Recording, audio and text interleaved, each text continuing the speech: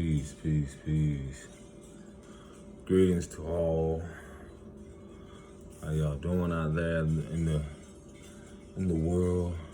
Give honor to Source. Give honor to the higher power, whatever you believe in. Give honor. Clap it up for yourself. I always tell you, clap it up for yourself.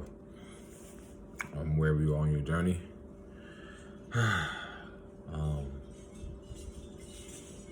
I think I'm gonna just keep it a little brief today because I want to get out and enjoy this weather before it shifts or whatever.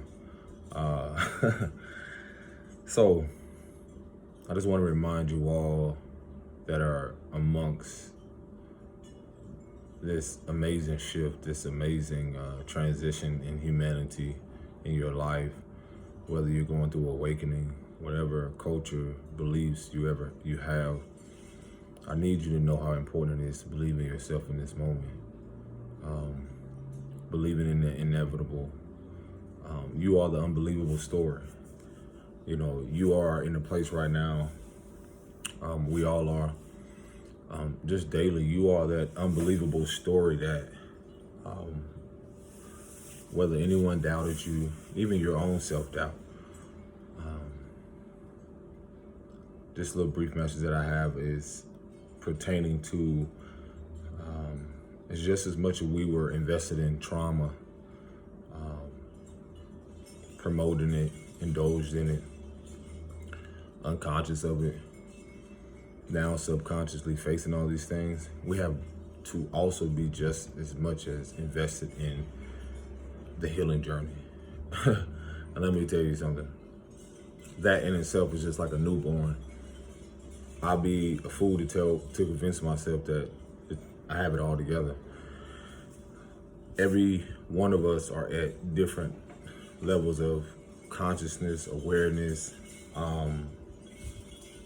experiencing through the eyes of Source, through God, in a different way. Just simply by conversations, we all receive things differently. We all process things differently.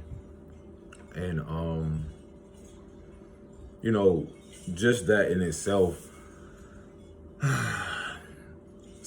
something was like, just create a video on, reminding people the importance of how you're talking about years of traumatic experiences, those of you that have experiences, whether verbally, abuse, physical, mental, emotional, and realizing that it's just as much as the people that you love were invested in that.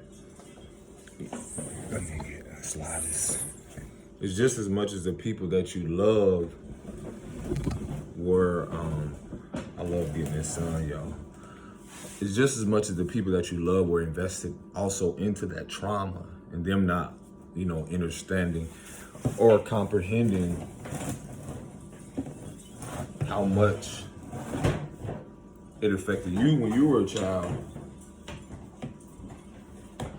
but also, in breaking those generational curses, you also were in a time invested in it or inherited unknowingly. So in a part of when you're talking about a culture or society, so literally the awareness around how it at a moment, the powers that were the driving forces were, when you hear me talk about our childhood traumas being preyed upon, well, that was also a narrative of pushing the trauma. People that are melanated or darker, when you see a lot of TV shows, when you see a lot of environments or certain things where a lot of things are pushed to keep that programming or that narrative going, because it's a part of the program is also a part of triggering certain things within you, triggering certain emotions, triggering certain responses, emotional reactions or emotional impulses. For instance, I naturally wanted to gravitate towards something that was more harmonious and balanced and peaceful. And now seeing where I'm at, I'm much more invested into that rather than growing up and experiencing a life that wasn't centered around that. So the bigger picture that what I'm speaking about is just as much we are which you see the state of humanity or the world, what it was. Not everyone is there because we know I had to go through my own experiences to even get to this place. So again, a part of this self-awareness or coming into this awareness of this is how important now I'm invested into me now coming to the self-realization of how important my self-value is. Self-improvement, all things centered around self. And I don't mean, it's not in a selfish way. It's more so me seeing myself and being able to see others as a reflection, or being able to put myself there. And also without judgment. Can I always say, I was perfect in that? No, it's been a process, of, the greatest teacher being experienced. So that being said, again, when I really now seeing how invested I am into resting, my self-care routine, did I bring that book in? Let me see, I'm gonna go grab this book real quick.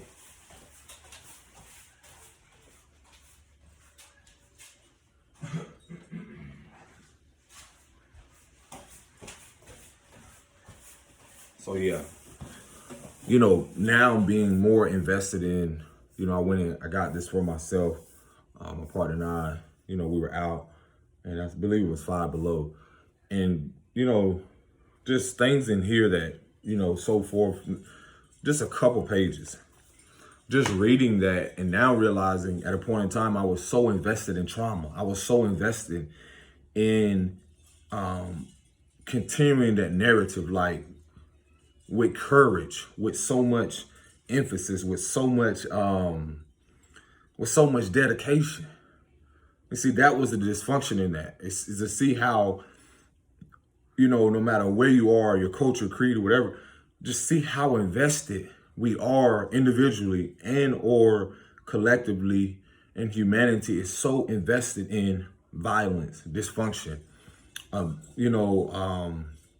the traumas that really keep the narrative going, invested in fear rather than in love and the oneness and uplifting, ourselves, seeing the importance of, again, self-care and self-love. So it was very tough because a lot of it, I wanted to stay around and help people. And a lot of us go through this experience on our journey, is that when we come into this awareness and our mind shifts, then we go through this emotional purge. We go through a lot of things emotionally, mentally, spiritually, and physically, where a lot of things are being purged. And then it doesn't just go away, because a part of being so invested now, which it seems so new in this experience, a part of being so invested into self-love and self-care, is also getting up and creating a whole routine, all the while,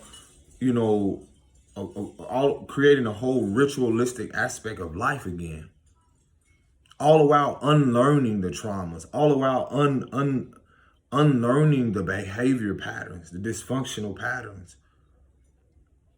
All the while, the self-doubt comes up, your subconscious fears. A lot of things come up centered around this. I don't realize how much I really want to see myself glow and be in the sun. Like, I kid you not. It's the positioning of the sun, but let me tell you, there it is. There it is. So again, that I just wanted to remind you of that. It's like, I told myself, most importantly, like, I was expressing to my partner, I was like, I was reading something and it was talking about self-esteem that I've spoken about, but also self-compassion. I was like, hold on, whoa, pause.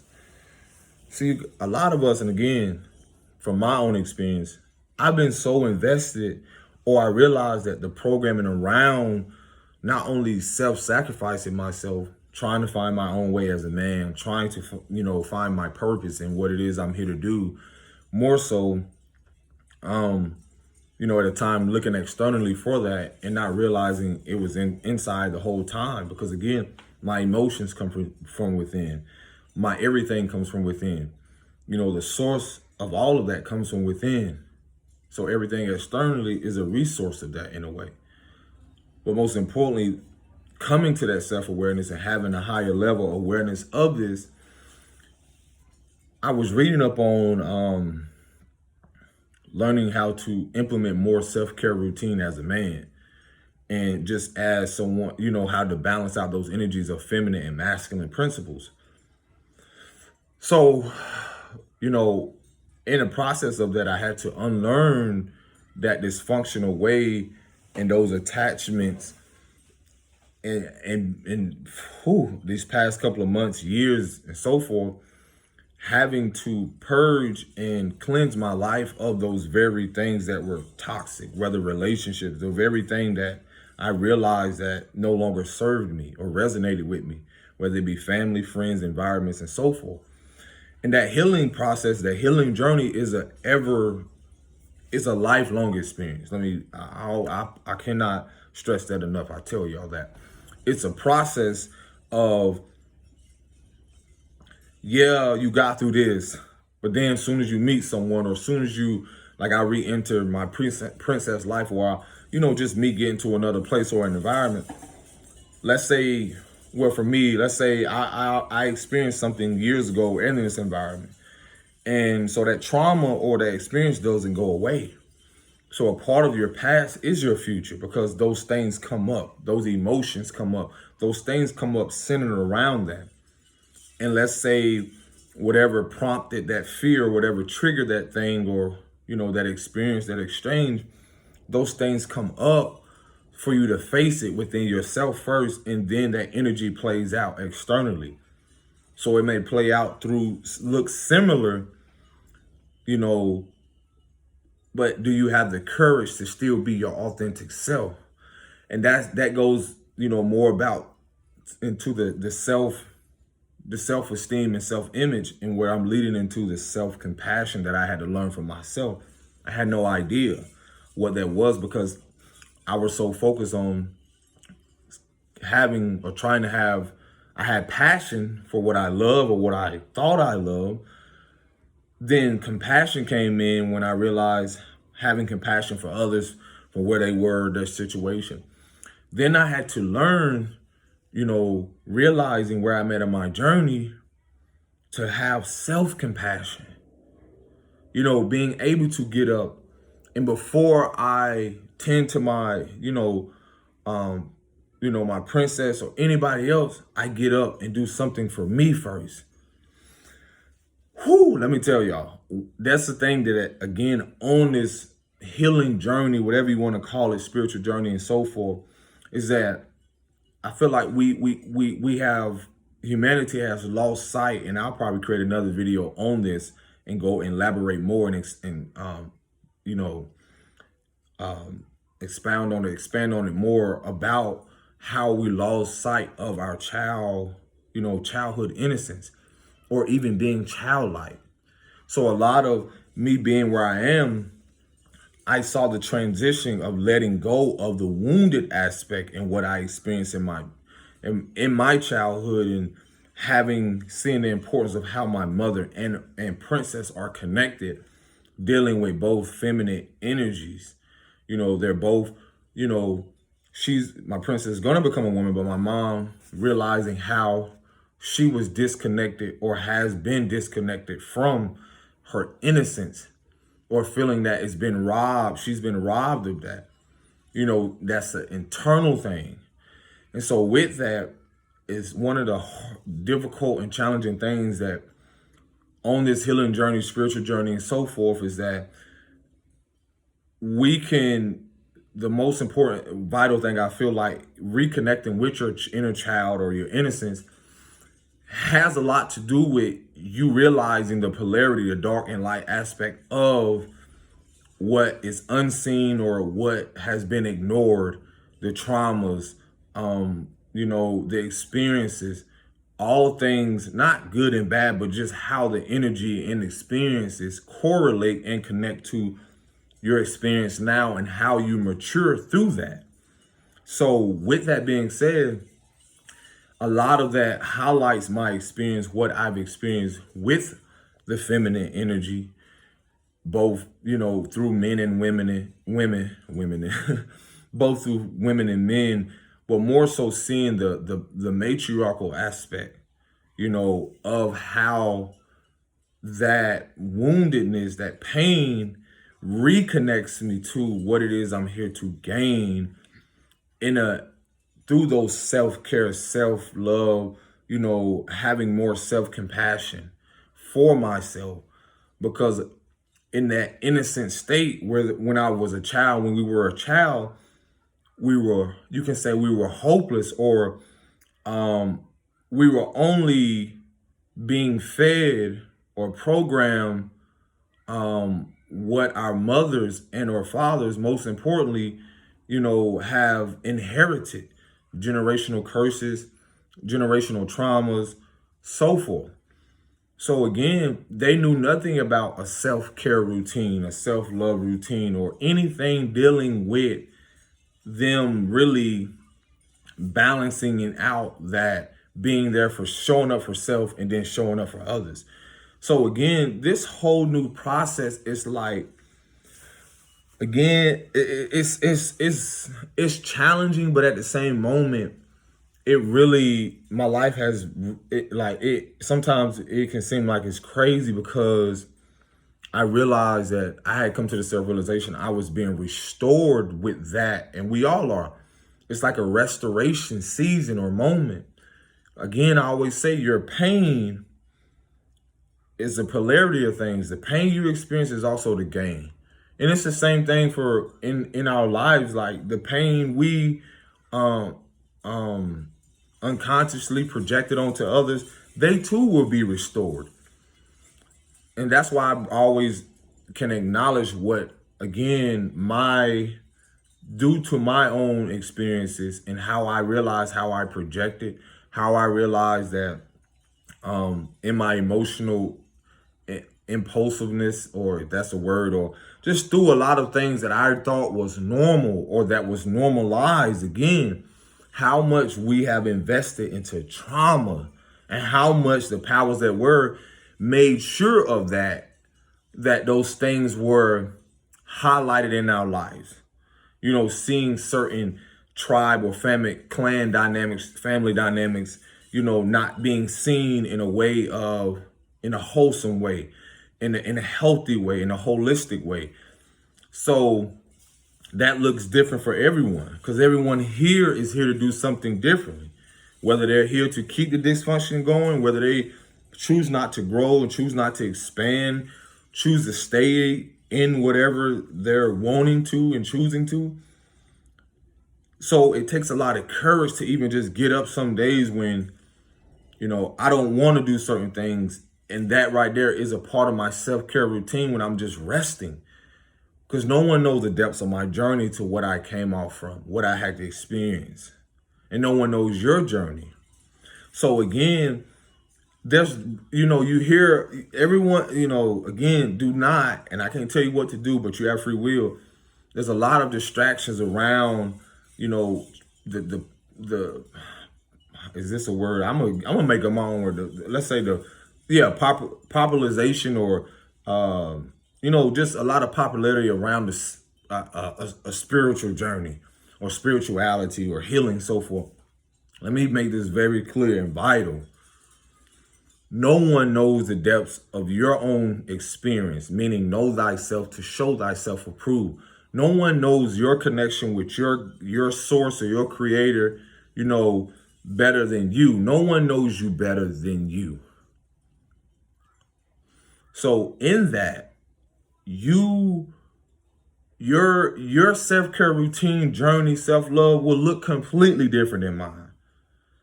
So the distractions in that, it's a lot. We don't just eat with our mouths. We see things with our eyes and ears.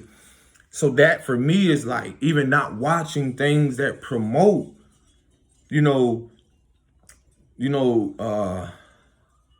is that the word, demonetizing, or removing those things that again can affect my psyche or my, removing things in my subconscious centered around those things that create or want to create that narrative, energetically, that want to focus more on not really facing those things head on, those fears or, those childhood things and so forth. Again, the healing journey is a lifelong journey. I do not have it all together. I'm at a point in my life where I'm learning again, having to reestablish what my value is and my value system and implementing that into my life, planting those seeds and attracting, being that which I want to desire or deserve and desire to attract. People who value, they don't have to value everything, but there's a self-respect around what I value. And that goes for, your beliefs may not be the same beliefs, but at the same moment, we value ourselves to not disrespect or overstep boundaries. See, a lot of that comes into the self-care, self-love, so forth routine. Some of us, I grew up in environments where you saw none of that. You had environments where people really never had space to even create that. Mothers, fathers, kids. So now a lot of us are at that place where we're now creating that. Those healthy boundaries are a part of that.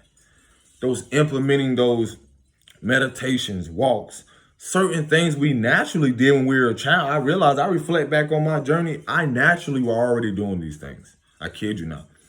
I was one of those kids always out in the woods, always exploring, realizing the importance of imagination. I was reading something, I can do this now actually. Let's see. This is an amazing book. Like if you're on this journey, again, you probably can research this. Who is this by? I don't think. But if you want to, you can look that up, pause it, and then take a picture. And I'm sure you can look this up. I want to read this. Oh, I knew what page it was. Now it came to the 77. Remaining childlike. So I'm going to read this and then I'm going to connect this to even my experience. Many children inherently have a sense of wonder about the world. They can become fascinated with the littlest things and stay connected to the present moment. It's a child's fascinating connection to the world around him or her that makes childhood feel so magical. Through acts of self-care, you can reconnect with the magic of your childhood and incorporate into your adult identity. This connection to your inner child can decrease anxiety, increase imagination and sense of self, unblock creativity, induce better sleep, and help infuse more joy in your life. And it says, awaken your inner child. To connect with your inner child, you must plug into the two components mentioned above. And it says, number one, fascination with the simple things. 2, connection to the present moment in the world around you. And I'm going to show y'all this picture because those are the things we used to pick up all the time and blow them. And it's simple stuff like that may sound wow, but you got to realize how invested and programmed we have been into so much traumas and stuff to even be so attached to where we thought club and partying, and to each his own. I'm not disregarding what people do with their life. It's like I said, it's a healthy balance to what life is, truly a balance to where how energy comes in, how energy plays out, so forth. So, I was reading that while I was at the park with my princess. And so I becoming more aware of my moods in certain moments where I'm interacting with her. And I realized, I'm like, what am I feeling? What's going on? And some of the moments I realized I have to catch myself because I'd be so invested on not embracing joy, embracing the moment and being present. And that's all she reflects back. That's all children reflect back, is that imagination, is that when I was younger, like I said, I will always be out in the woods. I will always be like a nature person that will be exploring, seeing the simplest things in life that fascinate you. That's why my partner and I, we're adamant on sometimes we're always not just going to the park, but trails, hiking, certain things that, again, that keeps the imagination. And I'm very prone on this. Like, I'm very like rooted in this because it helps my artistry. Because when I travel somewhere, when I go somewhere and I see something new, it brings more awareness. I'm talking about like the simplest things. I look at trees. I look how all of them are so unique in their own way. Then I go to the root of it and see like how the roots deep down, there's water, soil, they're all connected to the same soil. They're connected in some type of way. And I connect that, a lot of those things, with life, with people.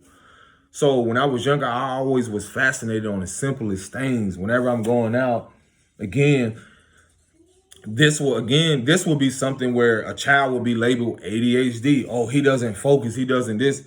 And to even debunk that and see past that, it's like, again, I was always fascinated with the simplest things.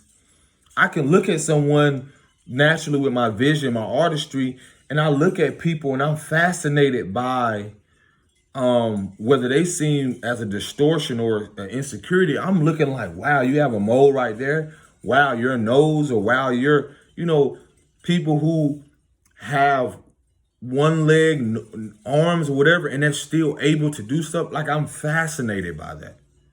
So a lot of what I realize I'm recovering through my learning my self-value, building my self-esteem, my confidence, all these things internally, and learning more now to have self-compassion, is to be able to show up for myself in that childlike, atmosphere again.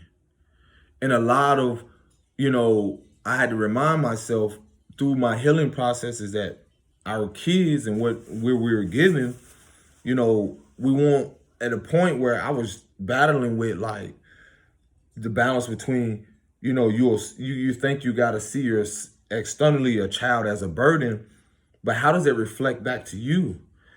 Did your mother and father see you as a burden because a part of their life experiences, when they had you, they birthed you or brought you into this world where a lot of things they didn't have a lot of resources. So a lot of that emotional resonance, a lot of those programmings, a lot of those projections were, projecting onto you as a child. So again, we took on these things. We've been so caught up in what adulthood is that we have lost the identity, because we created a false identity or a mask, which is falling apart. Age of Aquarius, the golden age, been so far from our essence and innocence and our authenticity, which you see kids naturally embody that because they come from a higher power, their higher frequency. So they naturally embody that in every way. So their truth and honesty and bluntness is natural. It's their authenticity. It's like the sense of humor of source of the creator. So we've been so far from that, and I can attest to this my own self, to where I immediately get reflected back or mirror back my own insecurities, my own woundedness, or whatever it is when I'm interacting with my princess and kids. When I'm out somewhere, when I feel guarded. And a lot of us think that, just because you in this adult body, or just because you gray or whatever it is, you got, I don't care about your status of career. None of that matters, because when you're out there in the communities and you see those kids, a part of you lights up. Your innocence lights up again. You can feel that joy. And so a lot of us been so far from that we put up a block so long. We put up these emotional blocks and put up these walls so long that we are afraid to feel that again. Or not even just feel, we're afraid to be that again, because the world may judge us, or because we're so focused on the external judgment, rather than really living in our own, a true or authentic identity, which is our authentic self. No matter, it's just like a child dressing up. My princess got some new dresses. Guess what? Even though some of them were bigger, she wanted to just dress up because that's how, like, they just want to be themselves. You pee, baby? Okay, one moment. Come on. Okay, it's okay. I'll pick it up. Come here so I can wipe you, man.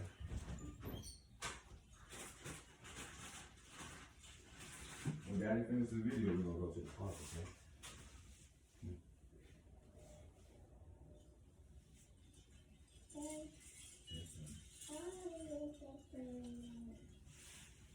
Okay, that's it before we have lunch, okay?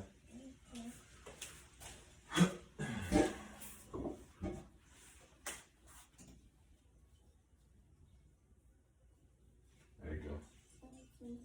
You shut that door for Daddy? Right there. Push that closed. Thank you. Appreciate you. So again, and I'm not trying to be like come down on anybody else. Again, this is all new to me. And it's such a challenge, but it's worth it. It's so worth it because you're experiencing a whole new version of yourself, but you're also reconnecting to that self that has always been there, that part of ourselves that we neglected, that we felt mom and dad neglected.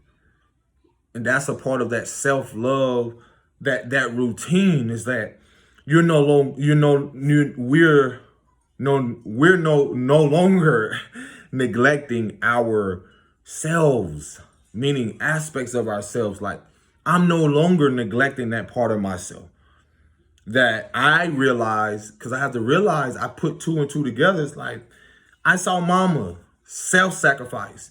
We were promoting, that's investing so much into the trauma. Oh yeah, I saw mama go out there and my dad, they slaves, they work hard. And now I choose not to be a part of none of that. Whether people want to accept that or not. I've had battles with deciding whether like, man, should I go out here and do this 8, 10, 12-hour shift? And deep down in my spirit, in my soul, I'm like, no.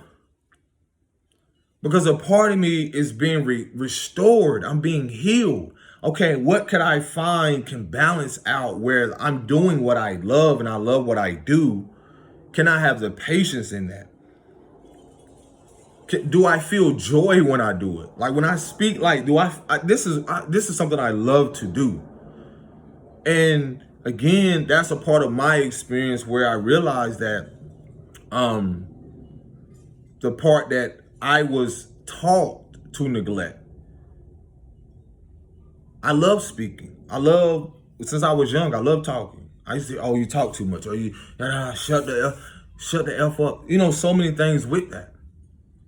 And then now having to remove certain people from my environment, from my reality, then now I get to reconnect to that, to now be more empowered, to have self-compassion for myself. And when I mean self-compassion is that to have compassion for myself and grant myself that grace to be able to have the courage to step in that again. It can be painful. You can go through a grieving process. You can go through so many emotions centered around that. That's those subconscious fears that come up around it. Like, okay, if I talk about this, then how are they going to feel? And see, that's the thing. How are they going to feel? What about you? Because it's always been about you. And it will always be about you. Because we're no longer neglecting ourselves for the sake of others' happiness and joy and so forth. So doing that, I have to also realize there's no difference in our kids. They naturally do this.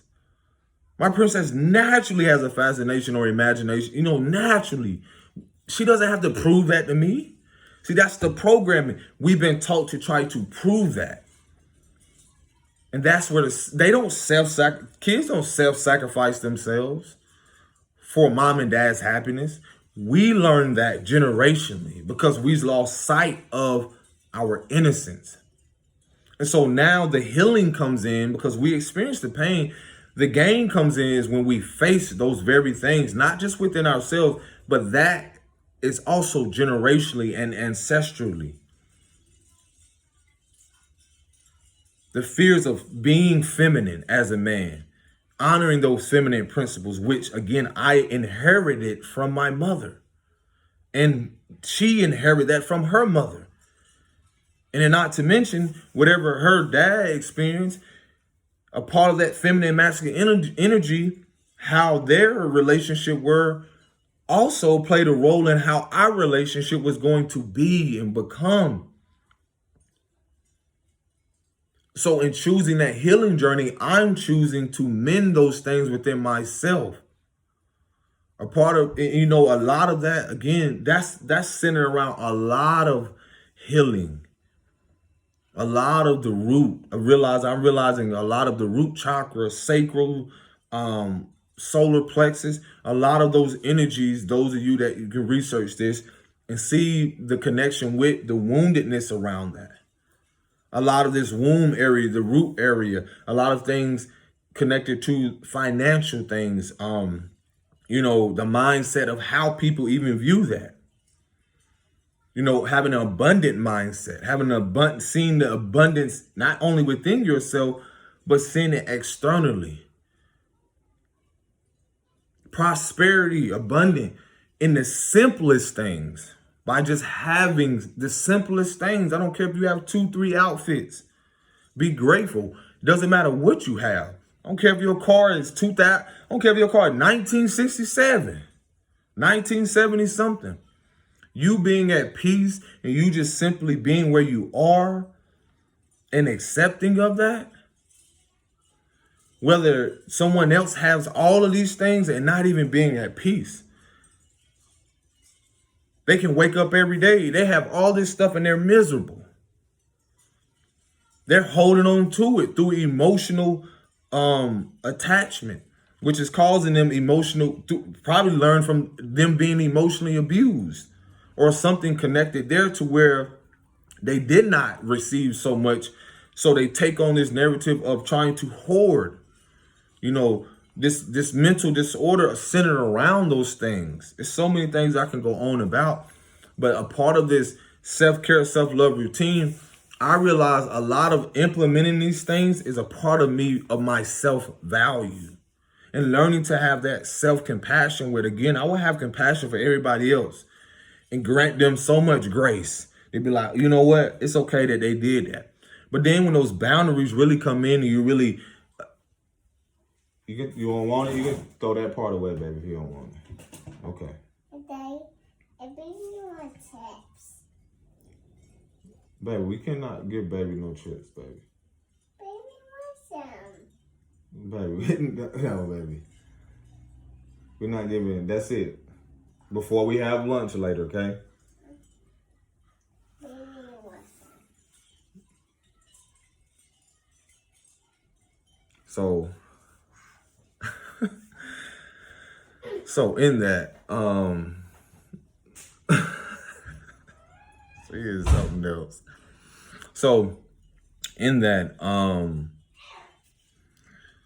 it's again, it's the process looks different for everyone. The process looks, your experience, your healing, all of that looks different. We shouldn't ever compare and contrast, these things about how that journey should look. I assess it, I come and share it with y'all, but at the same moment, a lot of collectively is that I realize I love this because I know that it can change and help someone else. Because stepping out in faith is also stepping out of your comfort zone of how much you have been a part of the dysfunctionality. You have been a part of keeping that generational curse going until it ends with you. And when it ends with you, that can be very challenging. You're talking about for someone who had to walk away from the very people that, or things that were removed that I assumed at that moment loved me more. And in reality, I didn't love myself more. So a lot of those things where I felt, I realized I was being protected by, at the lens I was in at the time, I felt like, well, hold on, universe or source, I need to hold on to this. I need this. I love this so much. But then I had to let go. Because a part of this journey in loving myself and loving those aspects of myself, things that have come up, a part of being restored and having that compassion is having compassion for when I was 5, when I was 7, when I was, the memories I don't recall. certain parts of when I question what really did happen, what really did I experience when I was a child. Then those things that do come up around that, having to experience so many things, and now I have to daily implement that. And that's a process because emotions come up around that, pain comes up around that, frustration, anger, a lot of things come up around that. And depending on your environment, a lot of us want to escape it. We don't know how. So that's why you see a lot of, even with, like, I try to escape it through sports. I try to escape it through so many different things. Then it brought me to here. What I realized that was a part of my journey, but that's also was a part of my journey where, again, was I trying to fulfill others' fantasy, or was I? But now seeing the reality of it is like that wasn't my calling. That was part of my purpose and me coming into my purpose, but that wasn't my calling to be there or to be with that person or to even stay around that family or so many things, even that environment. And that always changes because you'll always evolve. You'll always go through emotions. You're never the same as where you were an hour ago or yesterday, so forth. But that version of yourself is still a part of who you are. So in that, again, I realized that a part of what my reality changing so much, and now all of this is being new, is that when some of us that do have a tribe, family, whatever you want to call it, that doesn't go away what you experience in your childhood. That doesn't go away and just up and be like, oh, and that's what I realized, the identity, the false narrative of people been living in this so long in humanity that they're having a huge awakening around how much they have been, not just how much they have been lied to, but they lied to themselves about what it is really to be in a harmonious and peaceful state. And a part of that is seeing the opposite, the polarity of that, the painful, the fearful aspect of that we've been running from 20, 30, 40, 50 years. Because that plays a major part in being a bridge for the generation after. I always express to my partner, I remind her, even when times where I was like, you need to go do this, take out time for yourself. But I also need to be my own reminder to also do that for myself, whether it be 30 minutes, an hour, so forth, to really know what it is to be without external things or people, but to really be comfortable in my own skin, to really be secure within myself, emotionally, mentally, spiritually. And all that connects to the physical plane or to this physical realm. So with that, I realized that's a balance. My princess has her moments with herself. Just like I know she comes in here and wants something and I have to tell her no because, balance. Keep them on the schedule with eating certain things. If it was up to her, kids, us, she'll just eat. We'll just eat certain things and don't even know why. We don't even be hungry. It's there. But again, the balancing with that is like, it's just as much I realize the journey that I came off of, and a lot of us coming off of, or will come away from, is that survival. A part of that being so invested. Lily, don't be in front of the TV, baby. Gotta remind myself. A part of being so invested into that trauma or that survival has a lot to do with not just the environment, but the state of mind, the internal battle, all things that connect you to your present moment. And so I realized in those environments, I was so far, even though I still naturally balance it out, but I was so far from trying to be or surrounded around energies or people that were so far away from childhood, that they were so focused more on their trauma, their pain. They were so inherently they were so invested on projecting that and taking no accountability. It's okay to be just as accountable for what you've experienced and the things you experienced, and also be accountable for showing up for yourself. You know, your self-love, your self-love. My mouth is poopy on it. Yo, what? It's poopy in my mouth. How, Lily? How you got? What? How? Huh? And give a poopy in my mouth. From where? How did you get it on there? Daddy's gonna finish this up, then we're gonna go to the park, okay?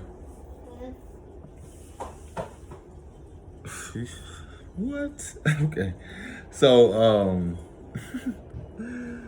so yeah, that's I realized the stage where I'm at is like, and it's a recovery process. Let me tell you something. It's like, how could I say this? It's like you're recovering from years. It's like not so much like a coma. Yeah, you can really say a coma state, like being in, it's like sleep then awakening. It's like you in a coma state where you're awakening to yourself, to your connection to source, to the creator and so forth, to the connections of the unhealed traumas, the things we ignore so long, whether within ourselves and in humanity, socially, so forth. And a part of that is like, whoa. Like, again, I have to just be like, again, my focus has been for me in my journey. A lot of my relationships reflected back the value where I did not give myself. And I was so invested in everyone else's, you know, trying to pour so much into them rather than myself. So, and then the more I became self-aware of my value system and my self-worth, and pouring into my, you know, becoming more, you know, all these things centered around self-compassion. All these things, basically, I was for everyone else. I learned to do it for me.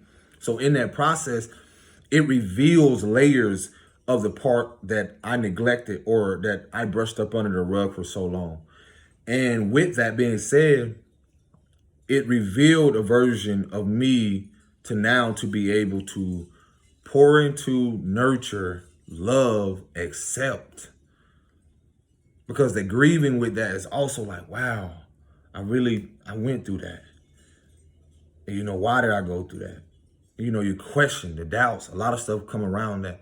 But then having the courage to take those parts, to be open to receive those parts of self and to maneuver through life and not question who you are and having to prove yourself to no one else. Societally, whatever, school, all these things. Because a lot of what you see around is not centered around, it's corrupted. It's not centered around self. It's centered around the idea of what others feel you should be in this world, or how you should be, where you should be, on and on. And so, again, now seeing how much I invested in that helps me. The self-awareness around now helps me be able to realize the parts where I did not receive love, or I did not receive the nurturing, or I did not receive the emotional support, so forth and so forth. And that may look different for you. So I'm sharing this with you all to say, like, again, there's parts in your life, whether a lot of your relationships, you know, stemming from your childhood first, a lot of these relationships were branches from the tree, family tree, or, you know, your mother, father. You were a branch and or fruit. And so you're that seed that was planted, but also, again, you have seeing the unrighteous aspect and now seeing the righteous aspect, and to walk in confidence and so forth. You have to see what was rotten before, or what, you know, having knowledge of what came before you, the patterns and so forth. And then the wisdom comes in applying that. So I have to acknowledge the fact of me growing up in a home or environment, certain things were displayed that cannot be ignored. My mom and so forth, the women, the relationships I was in. And again, that reflecting back how, I attracted those that didn't realize their self-value. Or even if they did, they chose to move on. And through my own selfish attachments, I tried to stay there. So now all those things change to where it's being in a dynamic or partnership with someone who values that and values themselves. So it's like, again, these relationships or these connections, it's not just simply with people. You're talking about environments where you've been so invested in, corporations, careers, all of that. I've had to see my self-value, self-worth, and have compassion for myself to not even want to invest my energy into certain platforms, certain things where I'd be like, you know what? My intuition tell me to remove this. So I call back my energy. I call back things to me because I realize and then it takes a lot of patience in that. Patience with yourself, that compassion, granting yourself that grace to be able to have the faith to know that, you know what, in divine timing or certain things will happen as it should.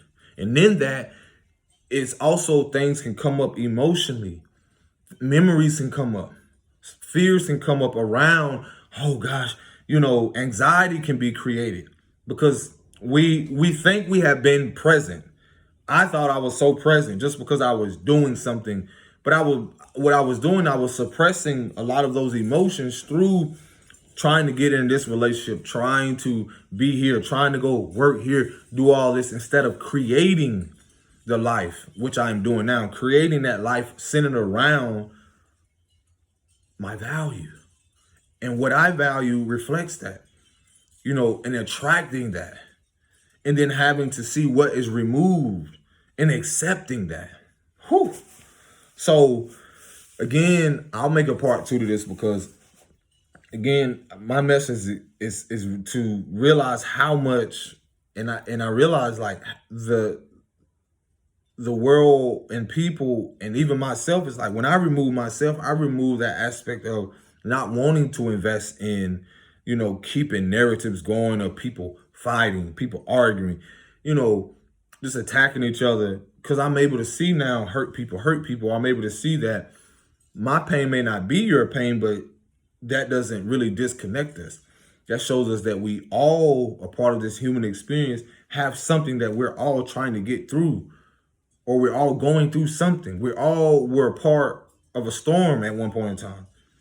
I'm just where I'm at to where I'm able to see the rainbow. But behind me was a storm that I had to weather, that I got through. And in that, I had to acknowledge like, okay, that rain that rain helped me grow. Or that storm, that wind came in and helped me realize that this had to be removed. Or I had to shift here. My mindset had to change. That's always going to happen. So, ask yourself, what have you been investing in? Have you really been investing to yourself lately? What does that look like?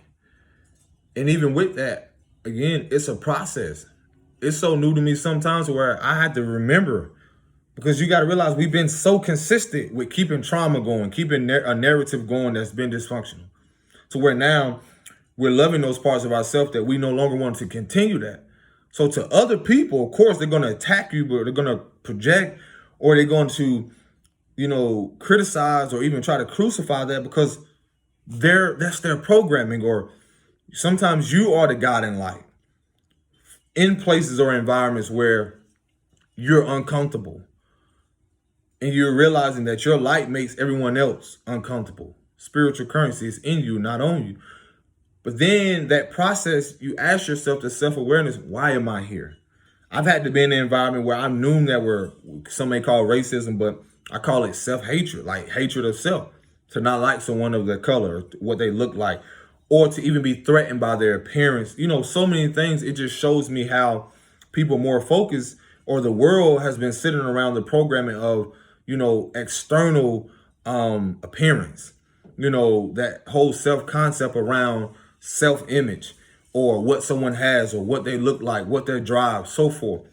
But to me, I'm here to recover and to be restored and see my value in myself.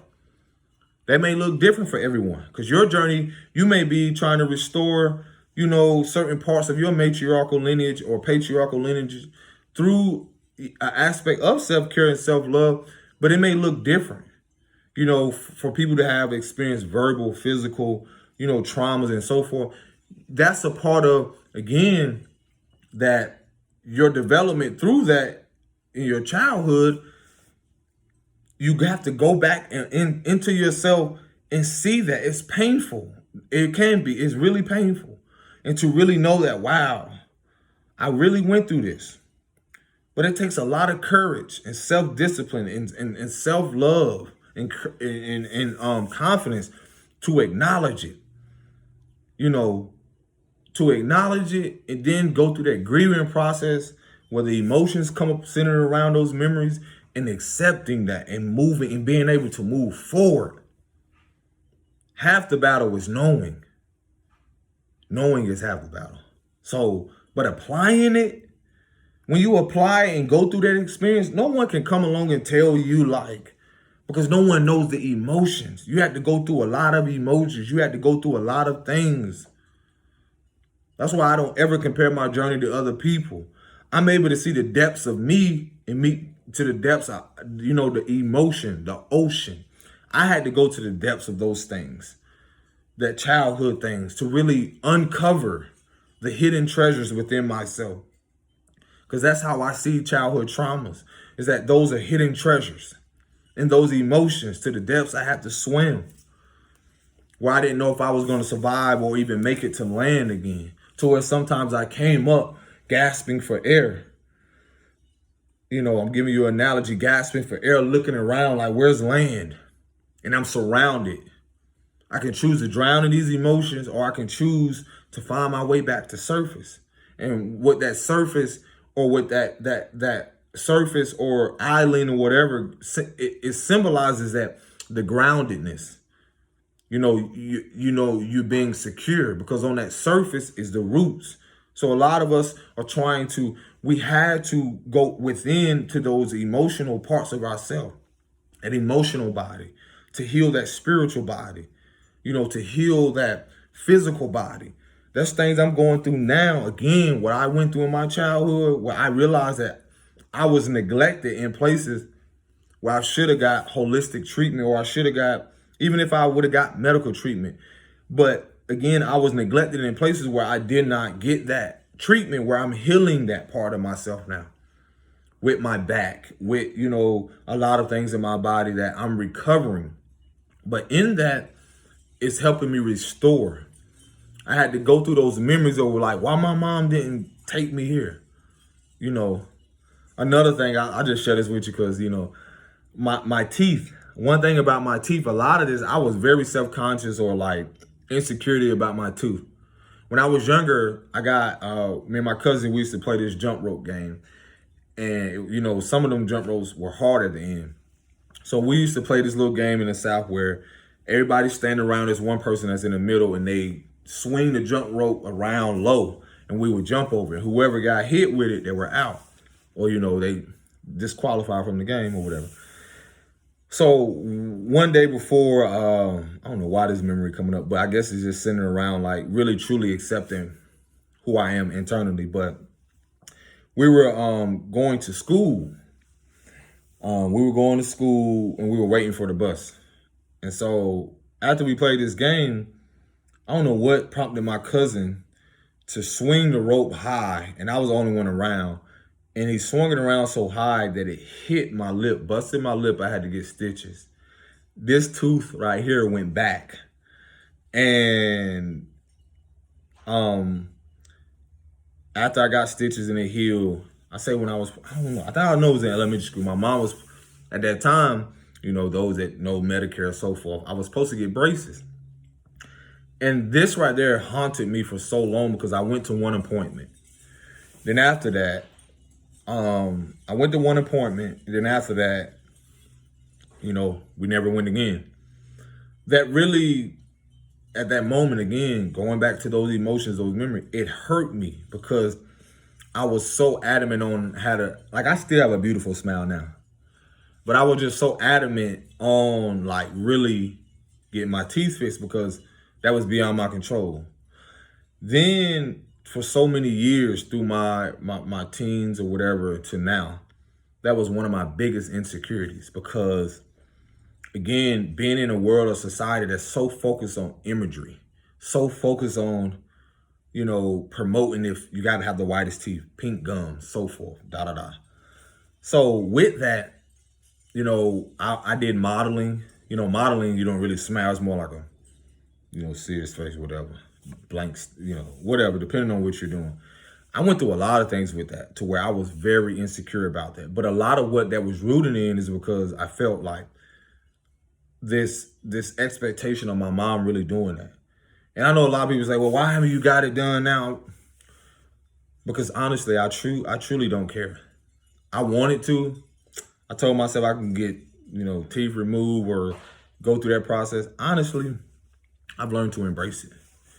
I've learned to accept it because I realized this is part of my journey of realizing that my smile, my hair, all things physically do not determine my spiritual currency, my internal worth, because most people won't know the story. But me sharing it with you again is showing that my outer appearance takes nothing away or even really adds value to my own limitless value within myself. So I don't know who that's for. Just know that, again, the world has been programmed so much about the outer appearance, like what you should look like, what you should have. But spiritual currency is all about what is within. And even with that childhood part of me, yeah, it was very painful. But I had to make peace with it. I had to accept it. But that was a day-to-day struggle because I was picked on so much. Like, oh, you got your teeth crip walking. And I laugh about it now. Because at the time I had to come back with something like, yeah, my teeth. I ain't go. It's very vague if I say, it was very like, oh yeah, it was on your girl. Yeah. Anywho, kids might see it. Anywho, but I just had to realize I had to stand up for myself because those things were, again, I've been on that aspect of from being bullied to bullying and then being bullied by that. Oh, your teeth and this and that. And the truth is like a lot of it doesn't really matter because that's the importance of teaching our kids and youth that your value and your spiritual currency and who you came here to be is not determined by what you have or will obtain in this lifetime. So a lot of that process of going through this self-love and self-care routine is a part of accepting, going back into my memory bank, subconscious spirits coming up around that and really embracing that part of myself again and really seeing how beautiful and unique that I am in my own way, internally and externally, and how I show up as such. So all that is a part of self-confidence, self-mastery, me rebuilding my self-esteem and, self-image, and then now having self-compassion for that part of myself, where I had to experience those things to where it's an acceptance. That was a part of, again, childhood memories where I realized it's okay. So now it's the free will and the accountability. Like I have that choice. So I don't know who need to hear that. That none of what you have or whatever determines truly who you are in this world and will ever determine like your value or your uniqueness. Because simply being who you are and being authentic in that is the beauty of what your uniqueness is and how you reflect God or the creator source. You are a reflection of that. So remember that. Peace and blessings. Shalom.